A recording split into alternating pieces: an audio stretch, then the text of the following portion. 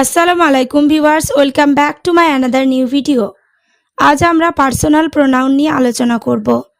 Okay viewers, let's get started. I মানে আমি, এটি একটি পার্সোনাল প্রোনাউন।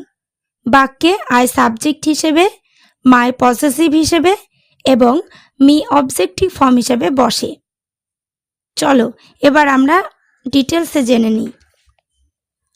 আই মানে আমি, এই প্রোনাউনটি সেন্টেন্সে সাবজেক্ট হিসেবে ব্যবহৃত হয়। যেমন আই হ্যাভ এ বুক মানে আমার একটি বই আছে। আই গো টু স্কুল মানে আমি স্কুলে যাই। এখানে আই সাবজেক্ট হিসেবে বসেছে। আবার মাই মানে আমার, সেন্টেন্সে অধিকার হিসেবে ব্যবহার হয়। যেমন দিস ইজ মাই কার, এটা আমার গাড়ি।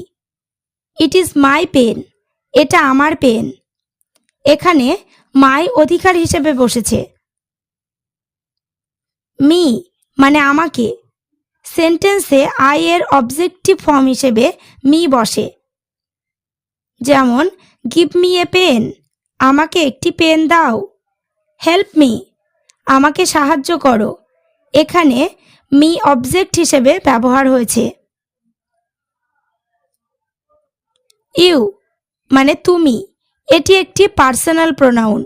বাক্যে ইউ সাবজেক্ট হিসাবে, ইউর পসেসিভ ফর্ম হিসেবে এবং ইউ অবজেক্টিভ ফর্ম হিসাবে বসে। চলো আমরা ডিটেলসে জেনে নিই। ইউ মানে তুমি, সেন্টেন্সে ইউ সাবজেক্ট হিসেবে ব্যবহার হয়। যেমন you R a good boy, তুমি ভালো ছেলে। ইউ হ্যাভ আন্ডারস্টুড, তুমি বুঝতে পেরেছ। এখানে ইউ সাবজেক্ট হিসেবে ব্যবহৃত হয়েছে। আবার ইয়োর মানে তোমার, সেন্টেন্সে ইয়োর অধিকার হিসেবে ব্যবহার হয়।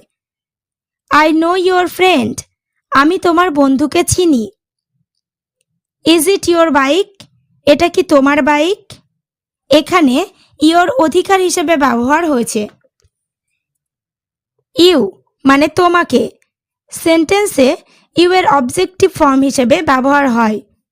যেমন আই স ইউ, আমি তোমাকে দেখেছিলাম।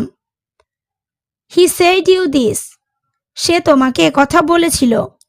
এখানে ইউ অবজেক্টিভ ফর্ম হিসেবে বসেছে। একই রকমভাবে বাকিগুলো একটি চার্টের মাধ্যমে মনে রাখব।